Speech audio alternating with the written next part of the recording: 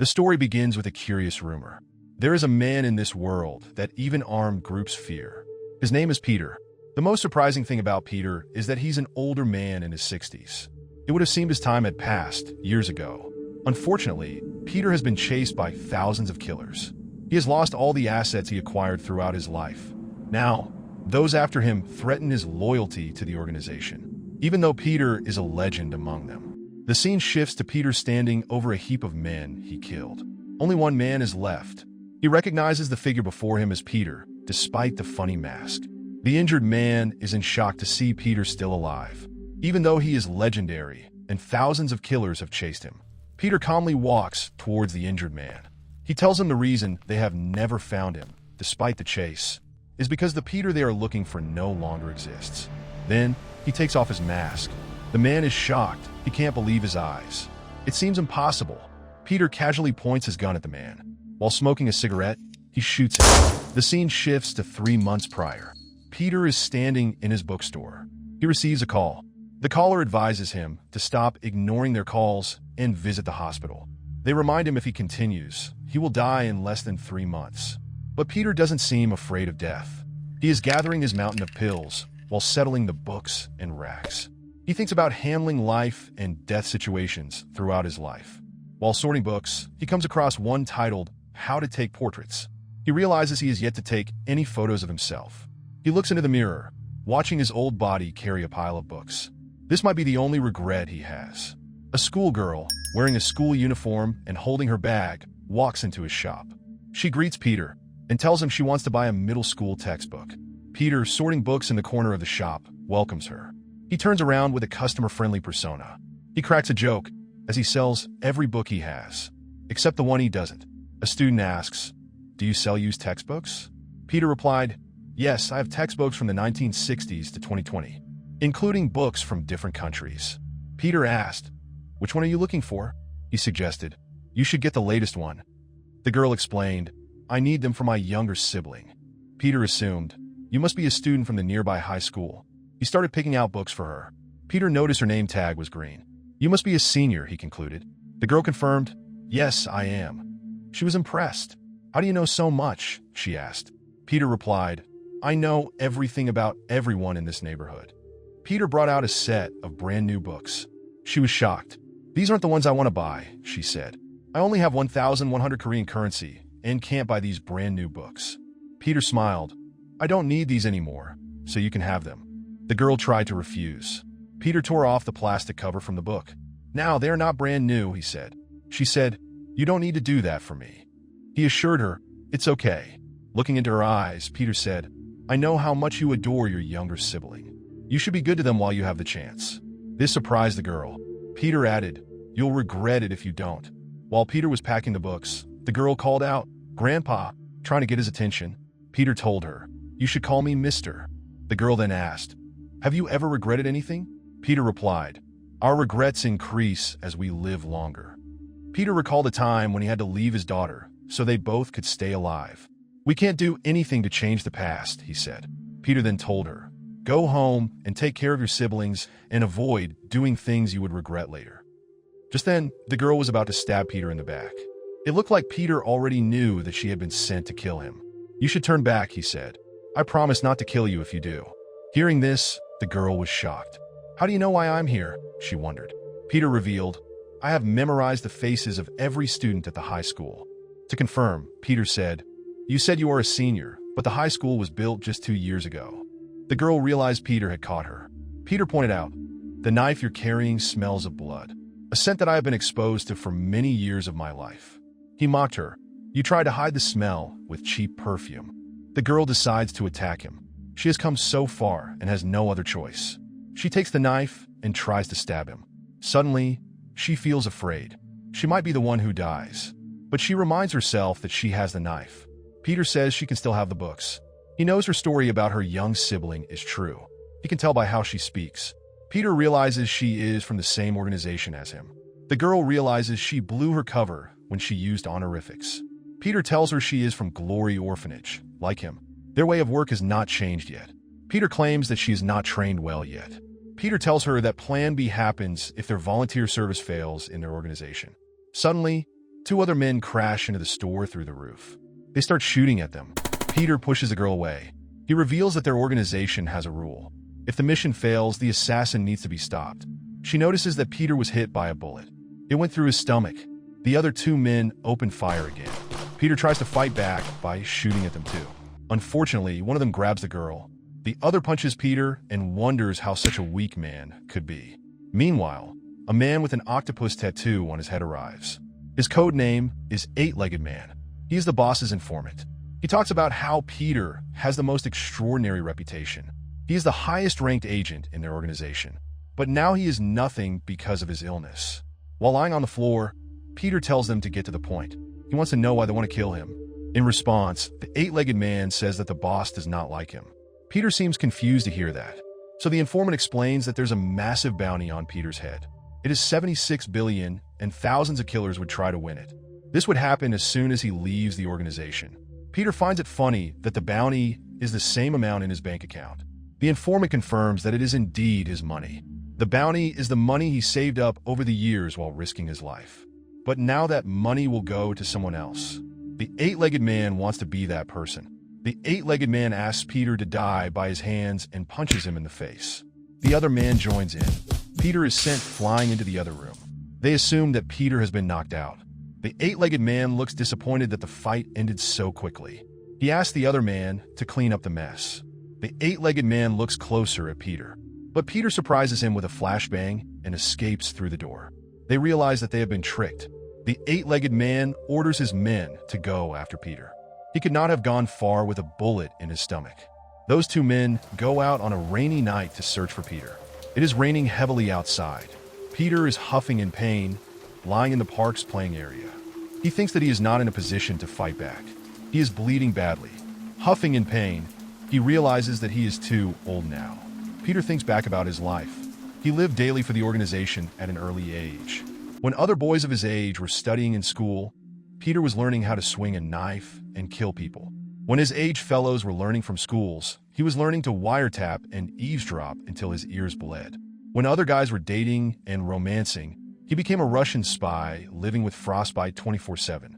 When others were planning their families, he was fighting against the terrorist groups to survive. Peter worked for this organization by constantly putting his life on the line. The situation changed when the new boss took over the organization's charges. The new boss feels Peter is too old, but Peter is sick and soft now, so he wants Peter to die.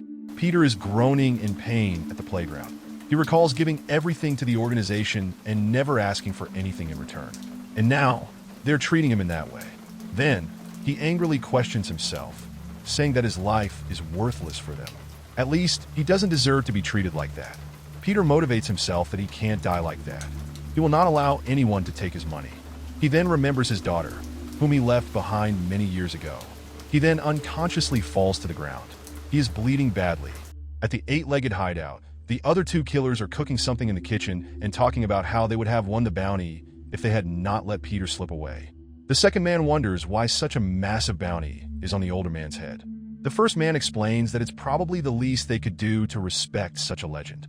The second man is only after the money and doesn't care if Peter is a legend. He wants that money so much that he gave up his kickboxing championship title just to become a bounty hunter to kill the older man. Holding Peter's picture, they will kill him and take that bounty. Suddenly, they are interrupted by a man telling them that this is the only picture that shows his face. When they turn around, they are shocked to see Peter standing in front of them. But they realize that Peter is an older man, but the man standing in front of them is young. They assume that he's someone else wearing the same outfit. Peter himself admits that he doesn't know what happened and claims that when he woke up, he was already like this. Judging by a bullet hole and blood on his shirt, Peter realized that he was him. The second man tells him he is in the wrong place.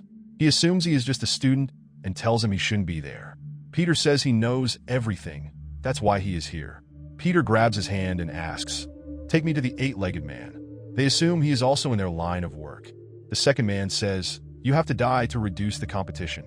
He tries to punch Peter, but Peter stops his fist with his palm. The man is shocked by his strength and wonders if he might be a legend. Peter crushes the bones of his hand with his bare hand. A first man tries to stab Peter from behind, but Peter quickly turns around. He lands several hits on him while he is still in the air. The second man grabs a knife to fight and asks Peter, "Who sent you here?" Peter replies, "The men who master cutlery weapons are third class at best." The man is confused, but Peter continues. "The men who have mastered all weapons are second class, but those who can use anything as a weapon are first class." Peter grabs a nearby scarf and wraps it around his hands to use it. The man charges at Peter with a knife, but Peter throws his knife away with the scarf. He wraps the scarf around the man's neck and throws him into the big pot of spaghetti. He defeats the man while lying on the floor, holding his neck. The man asks Peter who he is.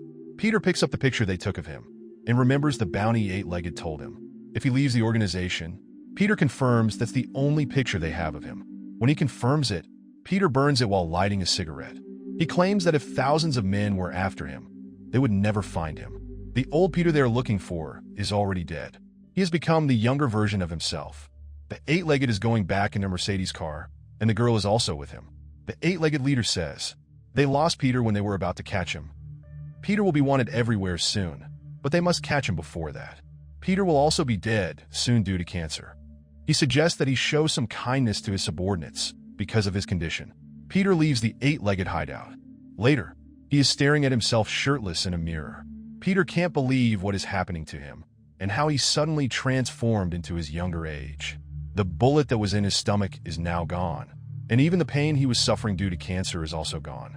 He has no idea how it all happened, but most importantly, the bounty hunters can't recognize him now by his appearance. Peter knows they will always find the traces he leaves behind, but they will never see the older Peter they are searching for. He changes his clothes, as these are no longer fit for him. Just then, Peter hears two thugs talking. Peter approaches them and tells them to take their cigarettes outside. He explains that they are in a non-smoking area. The thugs try to intimidate him, but Peter insists they go out. The fat one slaps Peter and says he will let him go since he is feeling good today. "But don't look around here again," he warns. Peter walks away, not wanting to waste his time. The thugs think he is afraid of them, but Peter will lock the door and claims he will deal with them quickly. Peter walks towards them. The thugs are confident they will take him on and assume that Peter will teach them manners. Peter rolls up their sleeves and tells them he will teach them a lesson for not respecting their elders. The fat thug again tries to slap Peter, but Peter lands a nasty punch on his stomach. He flies away and falls to the floor. The other thug pulls out his knife and tries to threaten Peter. He asks him if he knows whom he is messing with. Peter replies that he doesn't know him, but Peter confirms that he is holding a pocket knife incorrectly. The thug looks confused. Then Peter explains that he will cut his finger if he swings a knife that way. Peter then thinks the person who will swing the knife doesn't have his arm in front of him. Suddenly, the thug tries to swing his knife at Peter, but Peter manages to hit his hand holding the knife and disarm him quickly. After that, Peter swiftly hits him on the neck, making him fall to the ground. While he is keeping his neck in pain, while standing in front of the thug, Peter tells him, "You shouldn't try to stab me. If you did, you should have died earlier." The thug begins to fear Peter and asks him for his identity. Peter doesn't know what kind of bad jobs he does for a living, but if he knows who Peter is, he must die here. Peter then grabs him by his shoulder and tells him that if he wants to know who he is, then he indeed has to die. After that, the thug, frightened, pees in his pants and says he will surely do legal things from now on. Peter then takes all of the thug's clothes and leaves him naked in the restroom. On his way out of the place, Peter checks his bank account and sees all his money has disappeared. He angrily thinks, "I warned them not to touch it." He realizes that they had started the war around himself. Peter hears two students talking about scholarships. One says they got a scholarship from the Glory Club, and the other admires him. Peter remembers the Glory Orphanage, where he grew up. It was a small religious place. Now, 50 years later, they help children facing terrible food shortages. The Glory Club has grown, with power in politics and business worldwide. It's a company Peter has been part of for years. But now, Peter wants to destroy it with his own hands. The scene shifts. Eight-legged enters a butcher shop. A man sitting there asks if he came alone to capture him. Eight-legged replies that he is not Peter. He's alone, which is enough for people of his level. The butcher says they will die soon if they keep trusting Peter. Eight-legged replies, "Does it matter if someone else dies too early?" He wants to finish quickly to make things less painful. The butcher smiles and says they have guests. They prepare a big meal for them. He gathers his guards, surrounding Eight-legged. This is the Wagner mercenary base. They're the best private military company in the West since 1948. The head of the company thinks Eight-legged isn't among the top 12 in the Glory Club. He wonders why he is so confident standing there alone. Then he orders his men to attack at once. But Eight-Legged kills them all in one move, using his special skill, entire body hypermobility. The leader falls to the ground, shocked. He asks how an average human can do that. He yells for the killer to stay away. But Eight-Legged moves towards the leader and kills him. Eight-Legged enters his hideout with the girl from earlier. She tells him that his assassins are dead. Someone very carefully killed them, leaving no trace behind. The killer also destroyed all the security cameras. Eight-Legged figures only one man could do that, Peter. He wonders what tricks the older man uses to stay alive and kill his men in his own hideout.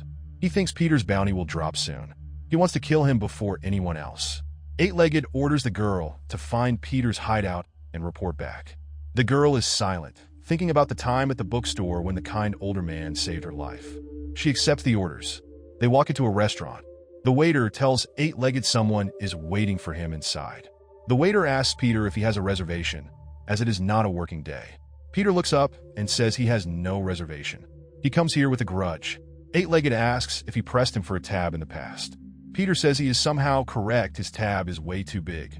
Peter glares at him and tells him the tab is about 76 billion. Peter smiles at the Eight-Legged man, initially thinking it's a joke.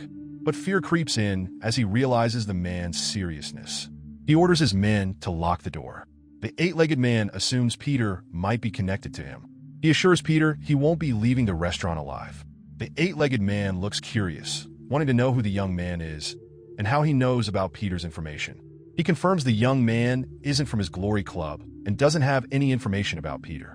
As the waiter loads his gun, the Eight-Legged man wonders if the young man is Peter's secret child or his disciple. He corrects himself, remembering that Peter has always worked alone. He offers the young man a chance to get out alive. He gives him two options: one, tell him Peter's exact location and walk out alive, or two, fight and die with a bullet to his head. Peter replies to the Eight-Legged man that he offers good choices, but Peter doesn't need any of them. Peter offers him option 3, that his name is Peter.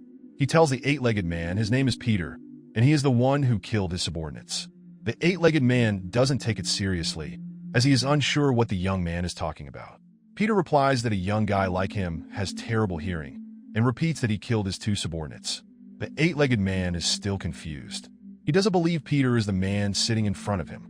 He mentally debates who the man is and why he would attack them. He calls out to Peter, who he still thinks is an average student, and threatens him, while the high school girl and the waiter pull out their weapons. The Eight-Legged man asks again to reveal his relationship with Peter. Peter watches them as the girl pulls out her knife, ready to fight. Peter tells the Eight-Legged man there's one way he can find out about the relationship. When the Eight-Legged man asks what it is, Peter tells him that he would have to kill him. The Eight-Legged man smiles and says he is best at killing people. He then gives his waiter the signal to shoot Peter and tells him to make sure he can breathe after that. When the waiter pulls the trigger, Peter throws his chopsticks so accurately that it hits the waiter's throat.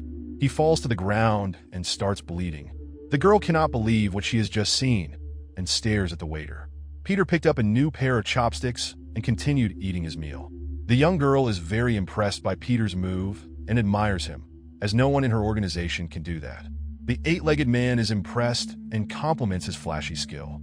As he walks over to the waiter's body, he admires Peter's skills and asks him what club he is from, offering him the chance to join the Glory Club. The Eight-Legged man pretends to be friendly, but when he gets close enough to Peter, he pulls out his gun and starts shooting numerous bullets at Peter. Peter swiftly hides behind the table. He throws a chili sauce bottle on the ground to save him from bullets. The Eight-Legged man laughs as the bullets go through the table. When he sees the red liquid flowing from underneath it, the Eight-Legged man calls Peter a kid. He thinks he can stop the bullets from falling from the table. The Eight-Legged man smiles. He believes he has injured the young man. He offers him one last chance to reveal his relationship with Peter. Then he rushes behind the table to kill that young guy. He is in shock after seeing that he is not there. He realizes that it is chili sauce, not blood. The Eight-Legged man rushes here and there in search of Peter. He checks behind the pillar, but no one is there. When he looks up, Peter spits chili sauce on his face. He jumps on the Eight-Legged man, tricks his hand, and punches him on his gun-holding hand. This destroys the gun. After disarming him, Peter lands a nasty blow to his face. The Eight-Legged man faints and can't see anything correctly. He is bleeding from the mouth. Peter twists his head backward, like he is breaking his neck, The eight-legged person falls on the ground with his head facing backward. Peter looks at him and starts walking in the other direction. The eight-legged man thinks he has faced countless opponents, but he has never seen a skilled fighter like this young guy. He starts remembering his training sessions when he was young. His mentor was teaching them that one day, all will have a strong opponent. They need to attack that opponent when he is distracted by something. The eight-legged man reminds himself that he has created a unique technique to tackle such opponents. Only he can use that technique. The technique is that he could pin his opponent to the ground like a mixed martial arts fighter. He would twist them up until they were begging for their lives. His trainer pushed him further, claiming he should make his grip so tight that it could kill the opponent with time. This was precisely what he did. His trainer still had one more lesson for him. He should never turn his back on his opponent, even if he thinks the fight is over. After mastering the art, the eight-legged man completed his unique technique. He was sure he would never lose a battle against anyone. Before Peter walks out of the place, the eight-legged man grabs Peter by his leg. He applies his unique technique. He rounds himself on Peter's body and starts breaking his bones. The young guy screams. The eight-legged man's grip tightens.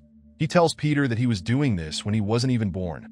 He says that he has far more experience than a newbie like him. Peter stands beside him and asks how much time he requires to complete his unique technique. The eight-legged man is in shock. He thinks he is applying this on Peter, but he grabs his waiter. He applies his exceptional technique and kills him. He realizes he has fainted and can't tell who he holds. The eight-legged man looks at the young guy in horror. He has been in this line of work for decades, and that's why he is sure that he is going to die at the hands of this skilled young man. The eight-legged man thinks that he might be better than the 12 apostles. So he offers Peter a talk and begs Peter to wait and take him out. By saying this, he gets up and immediately grabs his subordinate girl. He then gives Peter an offer to spare his life in return for that girl. He says he can take her and do anything he wants with her. The girl refuses to go with Peter, but eight-legged man shuts her up. Peter accepts the deal. He admires how quickly all the Glory Club members make deals to save their lives. The eight-legged man throws the girl to Peter. He runs to the exit door. He tells Peter he will pretend that nothing has happened between them. He says he can use that girl now. Peter reminds eight-legged about particular techniques. He stops in shock at how Peter knows his unique technique. When he turns around, Peter repeats a familiar phrase that his trainer always said to him. Back then, he told him that if he shows his back to his opponent when he thinks he has won, he will surely lose his head. Eight-legged recalls what his mentor said during training. He sees the resemblance between Peter and his trainer. He realizes Peter is the young man standing before him. Peter then reminds him of what he said earlier, about how none of his opponents have lived to tell the tale after hearing his name. Peter rushes towards him and twists the flexible eight-legged man. His bones snap, killing him on the spot. The scene shifts. The head of the Glory Club is exercising on the roof of his office, wearing only shorts. He has a woman's tattoo on his back. His subordinates report that the eight-legged is dead. It is confirmed, data from CCTV is removed, and there are no clues about the killer. The boss replies to an older man who has been shot with a bullet and is on the verge of death, asking how he killed 4 trained men without leaving any trace. The boss tells his subordinate that the bounty of 76 billion is up for the mission of SSS level. He orders his subordinate to tell all the members of the Glory Club that from now, they are all allowed to kill Peter wherever they see him. The scene shifts to the busy streets of the town. A boy in a public place points his father towards the Glory Club's advertisement, stating that they have started their service. Everyone else also turns to look at the latest advertisement. Among them, Peter is also looking at the big screen. It's a coded message from the Glory Club. A picture of the old Peter is on display, along with a message for seeking help for the elderly and homeless. Under the ad is the phone number for people to call if they would like to donate. They are also distributing flyers on the street. One of them approaches Peter and hands him a flyer, asking him to donate $20,000 a month, as it is a non-profit organization. Peter looks at the flyer, squeezing it up and claiming he'll take down the Glory Club himself. Peter decides to bring down the organization. Only one person comes to his mind to help him with his mission. Unfortunately, the person is weird, but Peter doesn't have many options. Later that night, Peter enters a demolished bathroom. He sees many people sleeping on the floor. Even the security guard sleeps with them. Peter walks through the unclean people and wonders how their numbers keep rising each time he visits. After that, he gets to the other side of the washroom and goes to the wall to check out the posters pasted on the wall. He traces his hand across the wall, as if he is trying to locate something. He then recalls that it was between the posters of organ trafficking and steaming night. Finally, he finds the spot he's been looking for and pushes the secret button to unveil a hidden passage. Well, that was the part 1 of this story. If you want to see the part 2, please comment in the comment section down below, and don't forget to like, share, and subscribe.